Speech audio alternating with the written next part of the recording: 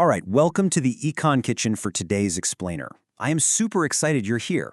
Today's ultimate culinary challenge, calculating a country's national income without making a total mess of the accounting. So, grab your aprons, fire up those calculators, and let's imagine the entire economy as just one giant, bustling industrial kitchen. So we need to ask ourselves the most critical question in macroeconomics. How do we measure an economy without double counting the ingredients? Right? Like, how do we tally up the value of absolutely everything a country cooks up in a year without accidentally charging the customer twice for the exact same stuff? Well, let's uncover the secret recipe economists use to keep track of billions of transactions without totally ruining the math. We are starting right here at the prep station with what economists call intermediate goods, or non-factor inputs. Basically, these are the goods and services used by producers as inputs into a further stage of production. Think of them as the raw ingredients of the economy, just moving down the line. They aren't the final meal you'd serve to a guest, you know? They're just passing through the kitchen, getting chopped, mixed, and transformed. To give you a better idea, let's look at some common intermediate goods. We're talking about flour used to bake bread, bricks, cement, and iron to build houses and factories, or seeds and fertilizers purchased by farmers to grow crops. What's really interesting here is that these items are completely defined by their destination. They are destined for further processing. They're the building blocks, not the finished structure. And this brings us to a non-negotiable golden accounting rule. Do not add these to the national income. Why? Because their cost is literally already baked into the final product.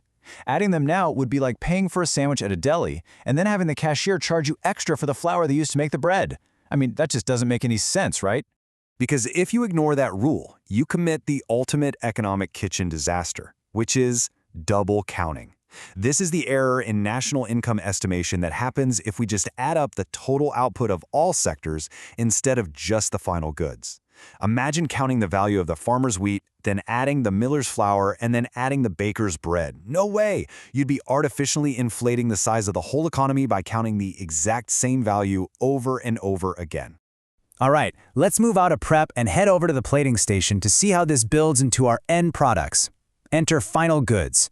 These are goods and services sold to final users during the year, meant for consumption or investment, with absolutely no further processing required. These are the finished dishes the economy actually wants, ready to be served straight to the customer. So, some quick examples of final goods. We've got cars and TV sets, cloth and food, or even heavy machinery and equipment bought by a firm for investment. These items are totally done, ready for the consumer or the producer to use as is, zero further processing required in our economic kitchen. And here is the payoff. The value of final goods is what we actually add to the national income. Because these goods are the finished plates going straight out the kitchen doors, their value is what we exclusively count. By looking only at the final goods, we completely bypass that trap of double counting, and we capture the true, final value of everything the economy successfully produced that year. Let's put these side by side for the ultimate taste test. On side one, intermediate goods. They're inputs for further production, they undergo further processing, and their value is not added to national income.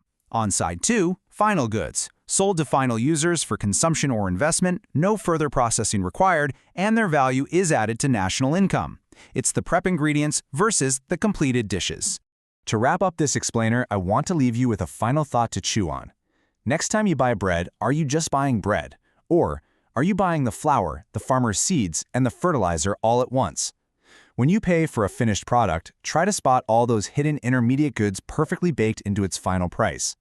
Thanks for hanging out in the Econ Kitchen with me, and keep looking for those final goods in the real world.